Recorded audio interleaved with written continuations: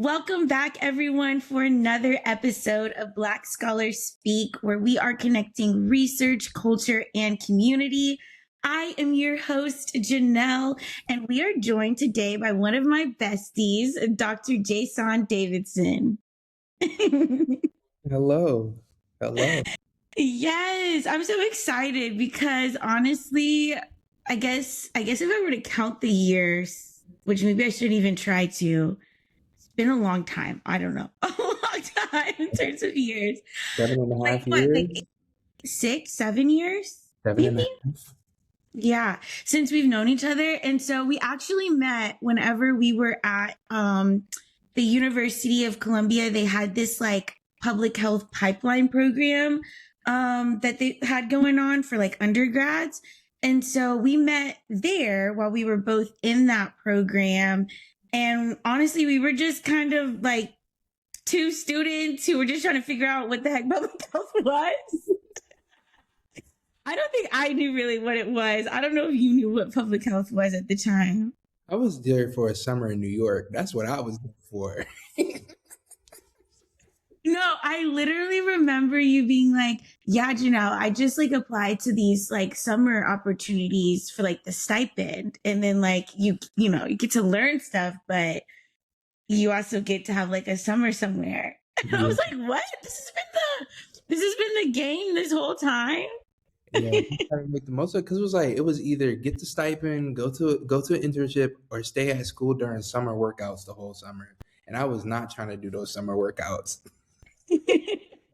Well, I wish somebody would have put me on game sooner, but that's besides the point. But anyways, today we are here with Dr. Jaysón Davidson, who is a clinical data scientist at Data Technica. Is that how you say it?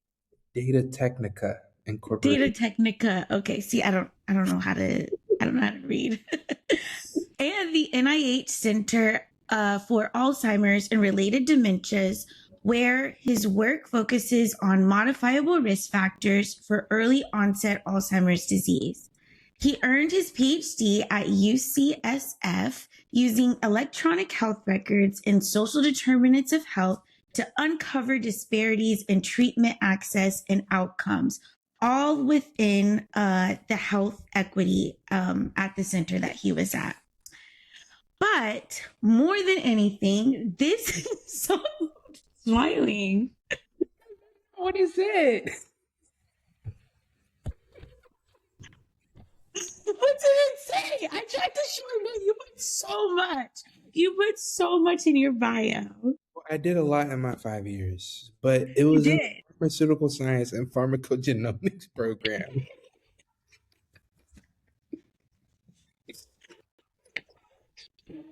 Okay, everybody's gonna be like, this episode is so crazy. Anyways, this is what happens whenever you do an episode with your friend. You just can't stop laughing. But say that again real quick while we're paying attention. What exactly did you do your research on? So I did my research on understanding treatment access and health outcomes in both diabetes and multiple myeloma. So we looked at different treatments that were associated with these diseases. Okay. Okay. So I'll ask you too as well, like since we're kind of like just getting into it, what made you interested in that? Because I remember whenever I first met you, you were all about like nutrition, diabetes, all of that stuff. So like, where did the shift happen? Yeah, well, so the shift really happened at the beginning of my PhD. So when I first started at UCSF, I started in the chemistry and chemical biology program because I was like, you know what? I'm going to make drugs. I'm going to focus on like the underlying biology and chemistry of drugs because I was very interested in that. And then 2020 happened, COVID happened. And that's really when I started my PhD was literally the summer after COVID happened. So August 2020. And no one could go into the labs at this time to go in person. And my only choice was to do computational research. So I'm in my head, I'm like, what is computational research? Like, is science on the computer even real science? Like, be for real. And so, but more of the story is I learned how to code And the more and more I learned how to code, the more and more I became fascinated with computational research. So then Mm. I started dibble and dabbling into genomics. I dibbled and dabbled into chemoinformatics, which is like computational designs of chemical structures. And then I came across a TED Talk by my PI who recently passed this past Mm. summer, where he talked about utilizing electronic health records to understand how to provide better decision support tools for clinicians, as well as understanding the treatment patterns of drugs, and an overall arching goal to create better health or precision medicine for patients. And I became Mm. extremely fascinated about this. I was like, oh my God, Yeah. this guy is like amazing, right? I was like, I'd never seen a scientist do a TED talk. I've always seen like sociologists or like mathematicians or whatever do set, or like physicians do TED talks, right? And so he gave this TED talk, and I was fascinated by his work. He happened to be at UCSF. So I sent him a cold turkey email. He literally responded in like 2 hours. I did a rotation in his lab, and I was like, you know what? Goodbye, chemistry. Let me go to something that I think can have a quicker impact on patients and also make more money. Like, what? Like, it's a like, no, no, let me not say that, because you can make a lot of money in the drug discovery process. However, it Mm. takes longer for your research to reach a patient. Like if you think Mm. drug pipeline, it takes drugs about 15 to 20 years to reach a patient from the bench. Mm. Whereas, like when you're working in clinical informatics, you can design a clinical decision support tool to make a job for a physician easier to treat patients, and you could create a clinical workflow that can optimize the workflow of a hospital system to provide better care for patients. And this research can reach a patient in about 3 to 5 years, so much So it's quicker. more so about like using the tools that are already there, how to like use them better. Like that's like the research on it versus like developing something new that does take like longer to like build, like the reliability, the efficacy, all of that stuff. That's like what you're. So we're using clinical data, right? Mm-hmm. So there's different levels of science. So you have basic science. So when you think of basic science, you think of like basic biology, basic chemistry, biochemistry. Like what are the building blocks of life, and how can you target those building blocks of life to build some type of drug or just produce some sort of research that can hopefully be translated to a patient. So then the Mm. next step is the translational research. So this is where you have like your mouse models, your rat models, or your animal models start to come into play, where they're taking that basic science and they're taking it one step further, and they're testing it on animal models to see that if the research can reach to the clinical stage or reach to a clinical trial, right? And so Okay. then the clinical stage is your clinical trials as well as your post-clinical trial research. So research where I stand, which is using electronic health records. So these are literally the records of, say, for example, you go see a doctor, right? Mm-hmm. You know how you go see a how when you go see a doctor, they're probably typing something, or nowadays they're just recording it and AI is typing it and put it into a health record for you, right? Mm-hmm. That's essentially what health records are. All that data that they're typing and inputting into the system, that's your health record. And that's your personal record that shows your disease history, your diagnosis history, your treatment plans, your treatment histories, as well as what are the next steps to, help you get better at the end of the day. I see. And so your research lies in the next steps. Yes. That's really cool. Okay, so now that you've explained all of that, take it. You said a lot of big words before with like the myelinasia and Multiple myeloma. So yes. multiple myeloma is a cancer. So let's just say oncology was one of the spaces that I worked in. So I worked in the chronic disease space, with type 2 diabetes, and I've also worked in the oncology space with multiple myeloma. So pretty much everyone knows about type 2 diabetes. So I won't explain that too much, but multiple myeloma, I'll explain a little bit more. So this is actually one of the rare cancers. It's a hematologic cancer, meaning that it's a cancer that affects your blood as well as your bones, right?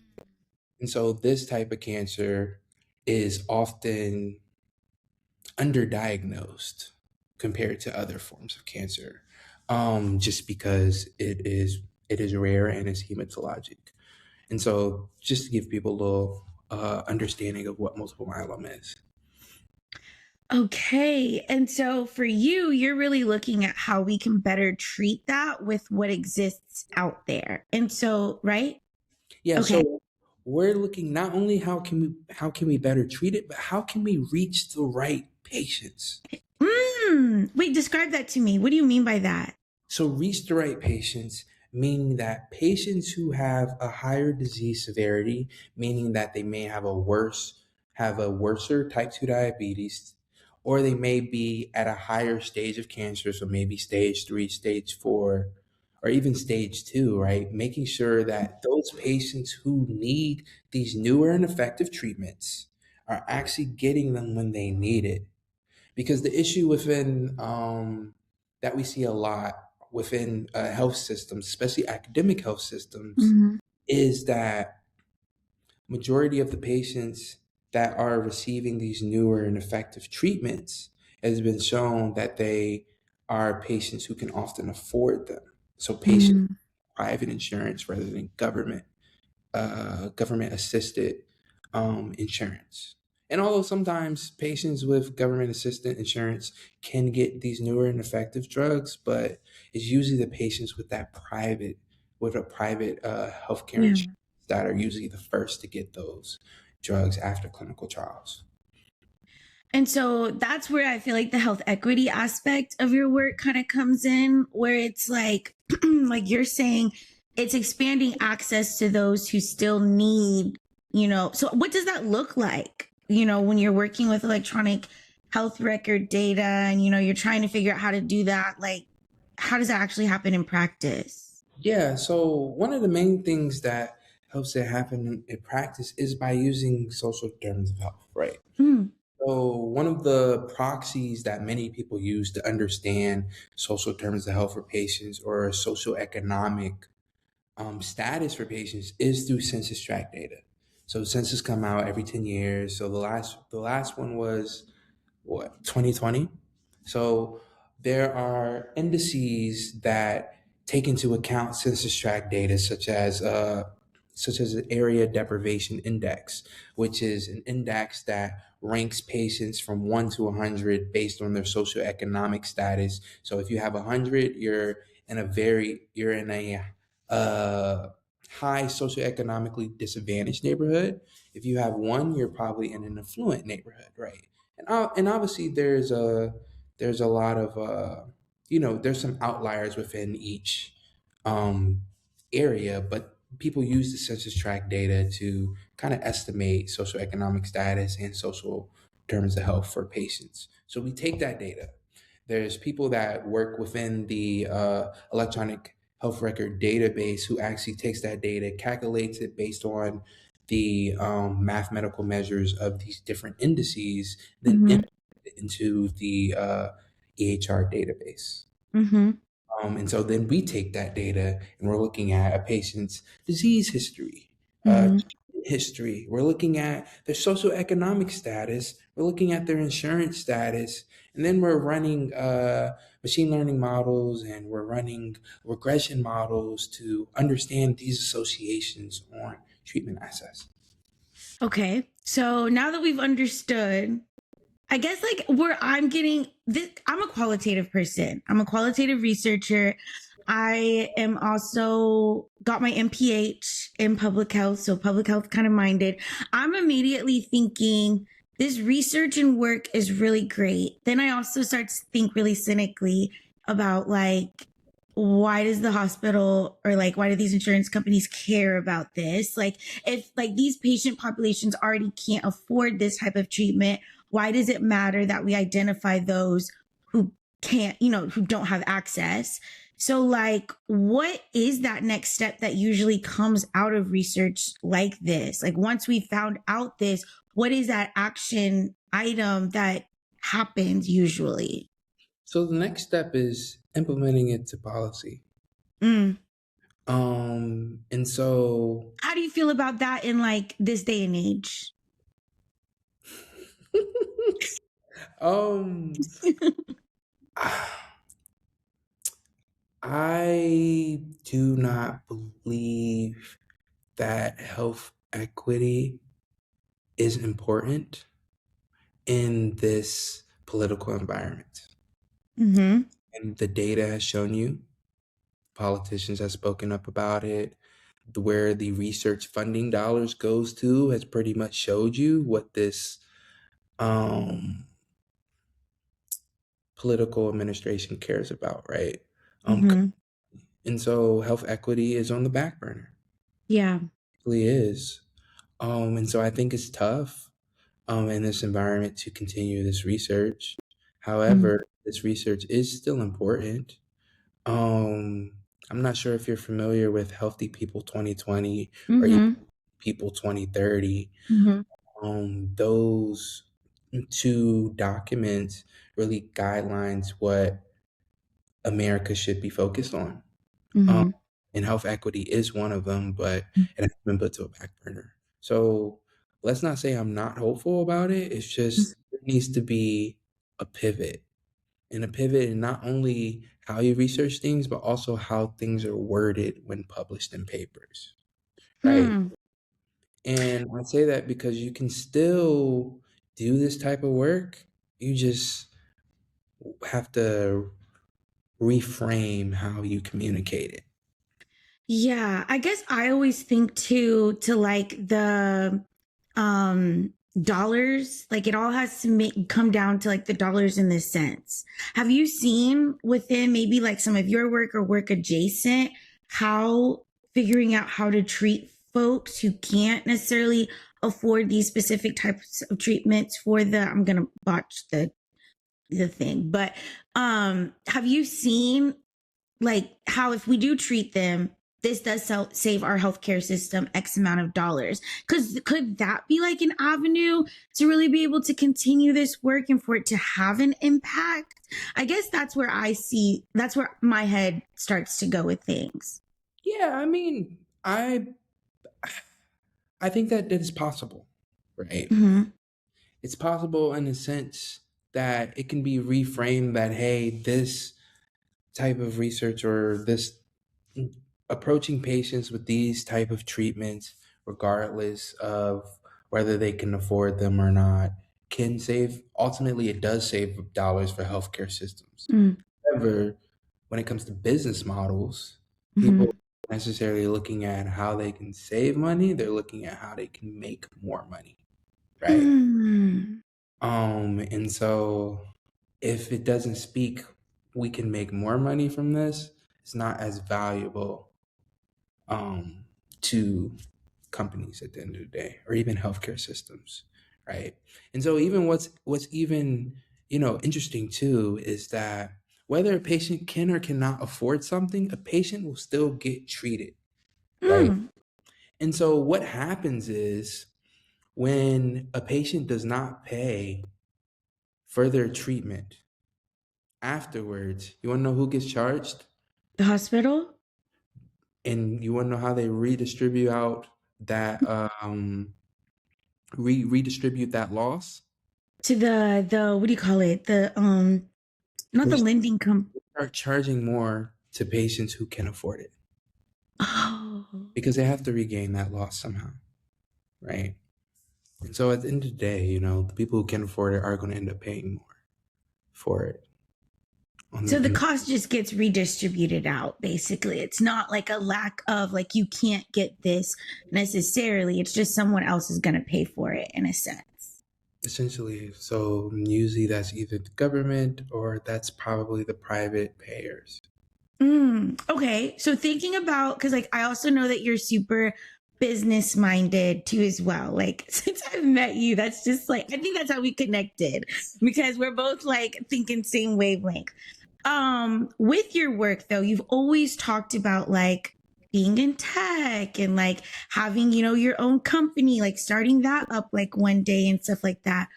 How do you see like the work that you've learned or the skills that you've gained in your PhD program kind of translating to, achieving that? Like Yeah. having like that business, starting that, having more of that entrepreneurial mindset. Because I do also think that like a lot of PhDers, we think that like our path is you get a PhD, you go teach in academia. But I think you and I both think differently in that, no, you should go create something. Yeah. So my mentor was very much was very big on translating your work to real world impact, right? Mm, So think about it. When you think about a PhD, especially a funded PhD, so most of the funded PhDs are typically in STEM or in healthcare, mm-hmm, something like that, right? The whole point of us being fully funded as students is to give an ROI back to the government, right? And our ROI back to the government is through our duty to create jobs for people. mm, And so, how do you create jobs for people? mm-hmm, Starting a business that hopefully takes off and becomes a large size business or even a mid sized business, or even if it's a startup, right? You're providing jobs for more people. And that's what the duty of a PhD is to provide jobs for more people. We are considered the thinkers, and the thinkers are always the people who provide, who create technologies or inventions or even philosophy, whatever it is, right? So that's our duty. So when I started to think about it like that, I was like, you know what? I need to start something of my own at some point in my life. mm-hmm, Initially, I thought it was going to be directly after my PhD. I genuinely did. However, my project didn't really go in the direction that I wanted to be of something that could be profitable. My project was more so something that I was very passionate about, right? mm. It couldn't be profitable if I were to, maybe reframe my research. However, I do see myself starting a company at some point. I don't know what that looks like now, but that is why I'm now, also as I put in my bio, I am a VC fellow with Two Flow Ventures, which is a VC firm in Chicago that I currently work with. And I'm learning Mm. what it really takes to start a company in the Wait. What's a VC flow? VC, venture capital. Oh, okay. Sorry. And the name of it is called Two Flow Ventures. Okay. And so what I'm learning is, what does it take to take a product to market? What does it take to launch a company? What does it take to build an investment memo? What does it take to do comparable transactions or do business development? And I'm learning those things about what it really takes to really build a company. And so I think it's a good place for me to start. I do too, and like teach me stuff. Yeah, I could teach you some stuff. Yes, like let me know because I definitely think that I love what your mentor basically said of our job after we get this PhD is to create jobs, is to create a space for other people to, to take what we've learned. Like you dedicate so much of your life to this, and you should have something that you developed new whenever you come out of it, or at least the tools in order to do that. Um, I guess like while you're in school though, I know things like kind of like evolve and they change, like our ideas of what we want to do when we first kind of start out there. How do you like stay focused and like what your goal is? Like how did you do that? And also still leave yourself a little bit room to pivot cuz I know that like hearing I'm not going to lie, I thought you were at school forever. Forever. Oh my gosh, you're still in school. I had like gone to my math. Well, yeah, because you. Well, I think it's because you did your post back. So then I was like, it just felt like you've been in school for forever. And so then when you finally graduated, I was like, oh shoot, like I thought you had been done that at this point. But as things evolve and they change, like over time, like how do you kind of like stay with whatever your original goal is, but also know that you do need to pivot and change? Because you also kind of did say that like happened even like with your dissertation too. Yeah, well, I think the biggest thing that I always keep in my mind of keep in the back of my mind, and maybe this is very cheesy, but it really helps me with things, right? Is this poem that I remember. Mm. And it says the only thing that remains the same is change. Those who adapt succeed, those who cannot simply fail. And I always keep that in the back of my head because during my PhD, I literally had to pivot. So when I started my PhD, once I switched from chemistry to, my dissertation, I was completely focused initially on developing my own deprivation index. What is Um, that? so deprivation index is essentially we're taking census tract data and we're developing an index that takes into education status, Mm. socioeconomic status, how many people live in the household, transportation status, how many people have a phone, how many people have like access to cell phones, how far do they live from grocery Mm. stores, like taking that type of census tract data and developing a score for patients based on their zip codes, and then Okay, yeah. that to essentially understand social determinants of health, and how it affects treatment access. So that was the first part of my PhD, and we completely scrapped it. And the reason why we scrapped it was because AI came into play. Mm. Pretty much, it was like, with large language models, there's really no point of you to develop your own index when we can just use large language models to extract this information from clinical notes. So that was my first to pivot.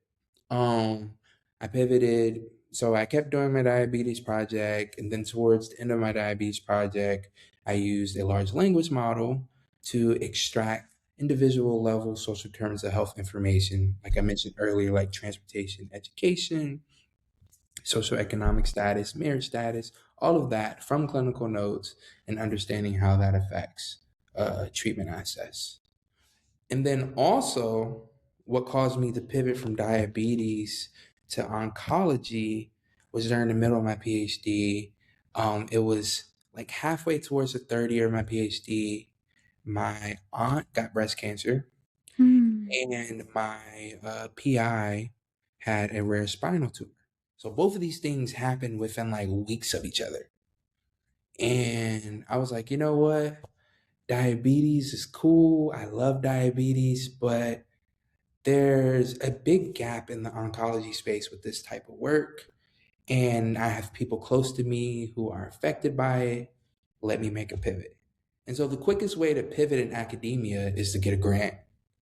So I literally applied for a fellowship that gave me resources to do this work. And that was my pivot. So it's really so I like what you're saying here too though about like using personal experiences Hmm. within our research. I think that gets lost a lot of the time. Um how was that whenever you do that? Cuz sometimes like I know that like being too closely aligned with something personal can also be difficult as well as like since you're researching this like you're constantly thinking about that. How was that for you? I think it provided a motivation for me to keep going. Like a Mm. PhD is difficult. I don't care what nobody says. I've done some very hard things in my life. Playing D1 football, getting a biochemistry degree at the same time was very difficult. However, a PhD stumps that by far, right? And obviously, being a D1 athlete takes a lot of work. And so doing a very lab heavy STEM degree on top of that was extremely stressful. But this PhD knocks it out the park by a landslide. Um, and so because of that, I had to find something that motivated me. Mm. Diabetes was my first motivation. My father has diabetes. My grandma had diabetes. My grandfather had diabetes on my dad's side, and it was just like, okay, diabetes is what motivates me in this moment. Then it became oncology, and now it's Alzheimer's with my new job. My grandma just got she was diagnosed with dementia this summer, and I What? literally got an offer to the job that I'm at now Wow. 3 weeks after that happened. And I was like, well, this is divine for me to do this research because it's something that I'm currently passionate about. Yeah. So yeah, that's all. Okay, so I know Alzheimer's disease, we kind of joked about this before, is not something that you've ever had experience with. But post graduation, like you still got to find a job, right? So tell me about that experience of like finding a job. You've now landed in a field where like you can have your same transferable skills, but it's not necessarily like your topic area. Yeah, definitely. So I'll start with applying jobs. Applying for jobs was, let me say, I was very fortunate to find a job in the time that I found it. I would definitely say that. There are some people I know who are still looking for jobs, Yeah. and they graduated when I graduated. Not just at UCSF, but like also other schools around the country. So I'm very fortunate to have had a job. Now, what I will say is the job market, it is tough. It was tough for me. And I applied to a bunch of different things. So just to give the Yeah. audience sense of like some of the skill sets that I've had, one was public speaking, science communication, lobbying on Capitol Hill, so doing a little bit of science policy, as well as doing having a business development internship with the innovation arm, and now a VC fellow. So I applied to business development roles. I Mm. applied to business strategy roles. I applied to management consultant, and then I applied to traditional science roles as well. I had interviews that I think I did pretty well. And I had feedback that also said I did very well on these interviews. However, the issue was not about how well I did on interviews. The issue was the years of experience. So, Mm. the way the job market was, there were people who had multiple years of experience who were applying for entry level PhD roles. And Wow. and that just happened to be the case because the government, they Right. cut a lot of jobs, federal funding for research at institutions or academia. you know a lot of that research funding was cut, so a lot of those postdocs or even staff scientists had to go find a job in industry, right? So I'm going up against those people, right? Yeah. And all I can say is I had favor in my life. The job that I have now was very seamless. Mm. The interview process went well. I clicked very well with the CEO. I clicked very well with um, the scientists over me, who I actually work under now. And so I just felt like it was a good fit. And that's just how it worked out for me. How did you find your job opportunities? Like even the ones that you didn't get? LinkedIn. So LinkedIn is definitely my best friend. I remember, so there's this organization that I follow. I'm not follow this organization that I volunteer for, called Biofarmers Leaders of Color, or Block for short. And I literally looked up all the 100 honorees that were honored last year, and I literally reached out to every single person on that list. And whoever responded, I was able to do an informational interview with. Whoever I happened to like mesh very well with in the informational interview with, I kept speaking with afterwards, and they were connecting me with a bunch of different job opportunities or even people just to talk to, that to say, hey, talk to this person. They may not have an opportunity now, but when they will have an opportunity, Mm-hmm. they'll be keeping you in mind for those opportunities. And that's how I got my job, through LinkedIn. One of my informal mentors from UCSF, in which I did a introduction and for a keynote session at UCSF, for one of her colleagues literally said, "Hey, Jaysón is looking for a job. Reach out to him." The CEO reached out to me, and that's how I had the interview and everything. Oh, wow. Yeah, like connects is really about who you know. It really is. Is that's what it comes down to. So like whenever we're in these programs, we're in classes, we're doing a little dissertation, all this research, blah blah blah, make sure that we're still maintaining those relationships with people, because those are going to be the ones that like help get through the door. Literally, I hang my hat on every opportunity I've had has not been necessarily on my own merit, but it's because like I value relationships so much. My mom used to always be like, Janelle, it's not about like financial capital, it's about relational capital. And I remember my friend was like, why do you look at people like capital? I'm like, no, no, no. Get the capitalist mind out of your mind. I'm talking about that like people really are the currency. Like that's like the thing that we should be more invested in, not just like all the things that we have to do. I think in that same vein though, kind of moving into like friendships and just like how we kind of navigate this space more socially, I think that's such a big deal of like getting out of a PhD program fairly unscathed. Can you talk to me fairly? I don't know who got out of a PhD unscathed. It wasn't me. No, not at all. Okay. No, it Well, wasn't me. you do the best that you can then. At least you're okay, Jaysón. Let's be honest. You're not like crawling out of here. Um, Really?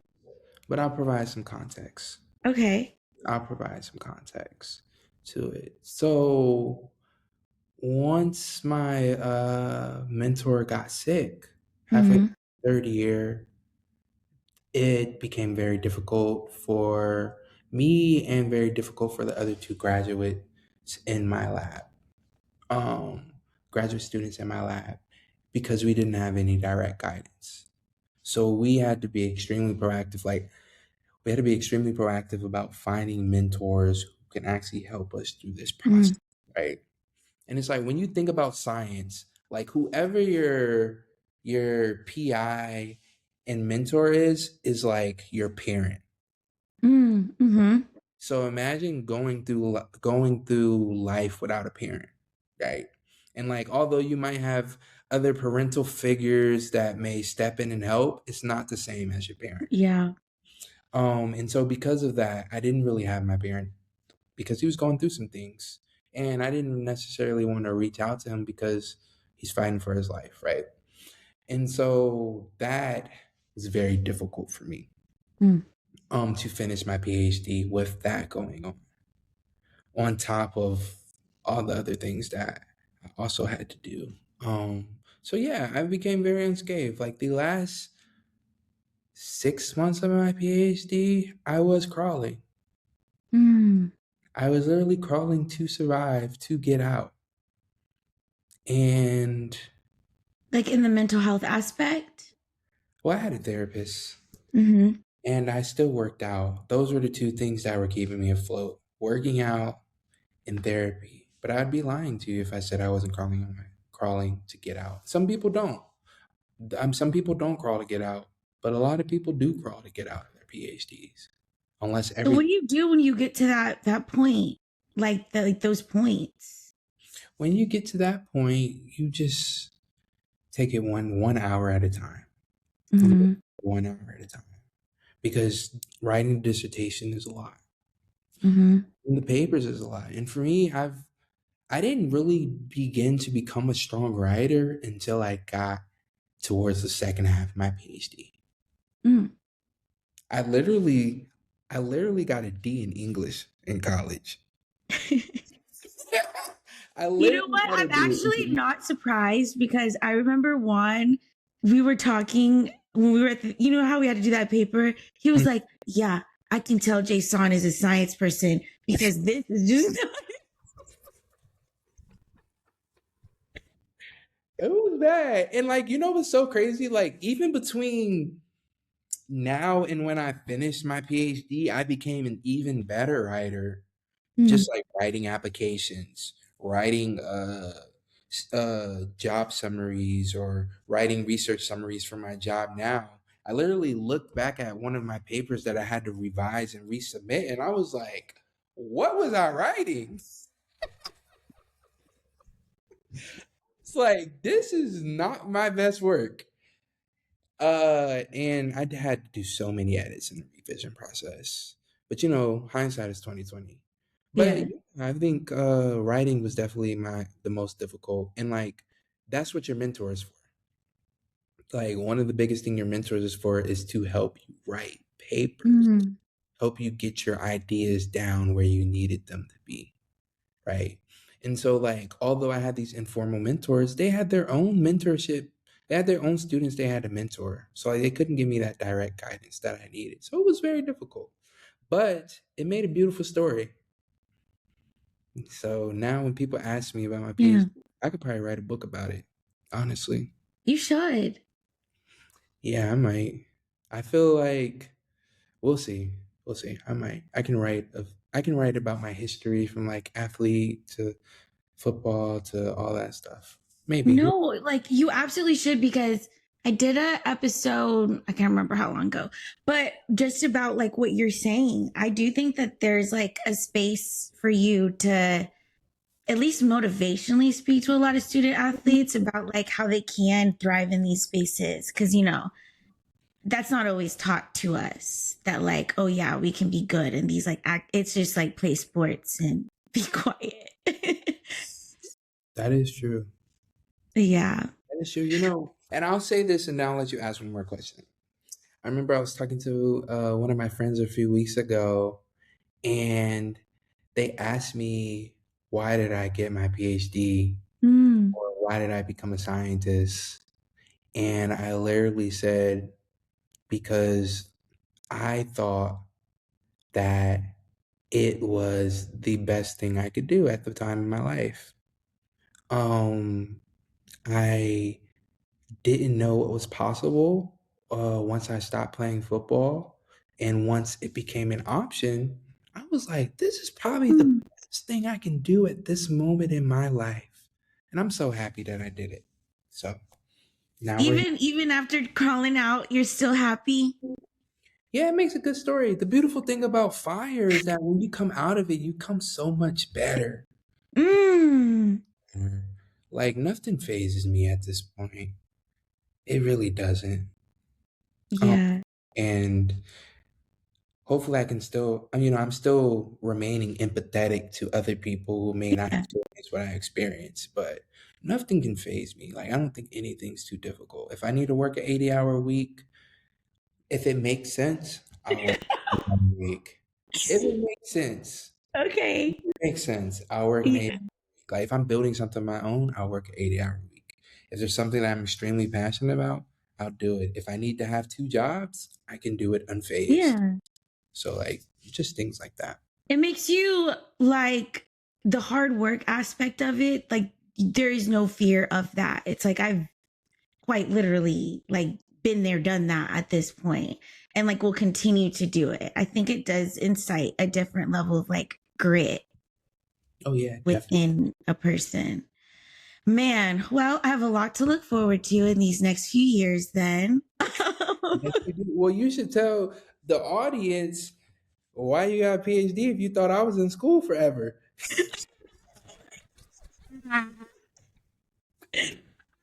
No, I think it's just like one of those things where like you're doing it. So I'm like, oh, I want to do it. And I think honestly though, for real, like you getting your PhD, like going through all of that first and you staying in it, and like us even having, you're right, like those conversations where you're like, just, I am just so low right now, like talking with your therapist and just kind of feeling like this is just a lot to handle at this point. Even seeing all of that, honestly, it's the impact that you can have. And it's the ability to say that nobody can ever take this away from me.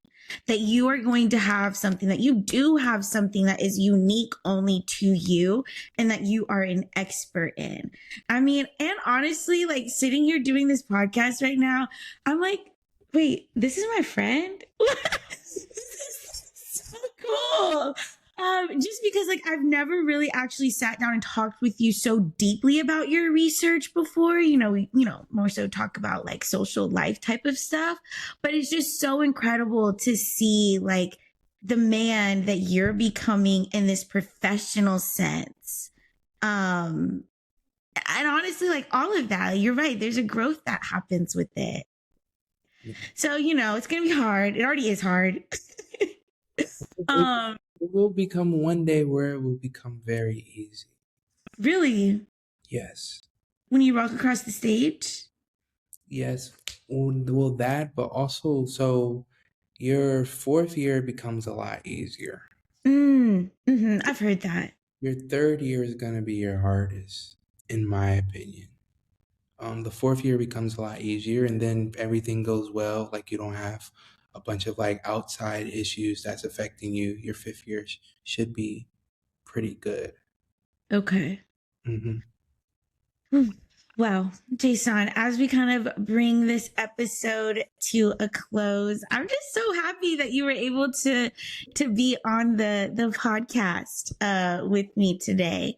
I really do feel like us listening to Jaysón's story really reminds me, honestly, just hearing everything that you said, that there is a story behind every data set. There's a story behind every a thing that we try to accomplish and do, every activity that we try to achieve, the research that we're involved in, everything that we do, there is really a person that's behind that. And I think that you exude that so beautifully. I also am just so honored to be able to have you as my friend. And so I really do hope that people can also see this episode as a testament to having people in your corner who are doing the thing that you want to do, so that you can look up to them and look toward what they've accomplished and all the things in the journey that they've had to do to get there. So if this episode really resonated with you, share it with a friend, a mentor, a student who needs to hear it. And until next time, keep growing, stay grounded, and walk boldly in your purpose. Bye, y'all. Bye.